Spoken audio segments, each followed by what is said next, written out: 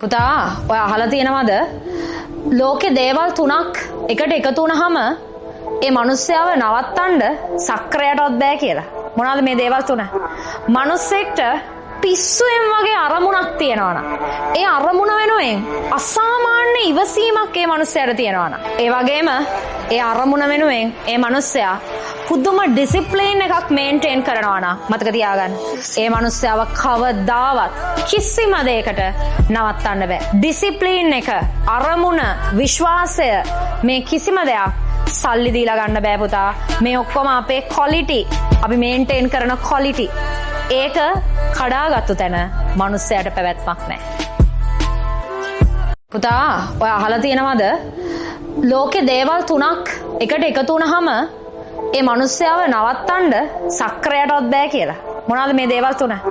මිනිස්සෙක්ට පිස්සුවෙන් වගේ අරමුණක් තියෙනවනම් ඒ අරමුණ වෙනුවෙන් අසාමාන්‍ය ඉවසීමක් ඒ මිනිස්සයාට තියෙනවනම් ඒ වගේම ඒ අරමුණ වෙනුවෙන් ඒ මිනිස්සයා පුදුම ඩිසිප්ලින් එකක් මේන්ටේන් කරනවා නම් මතක තියාගන්න.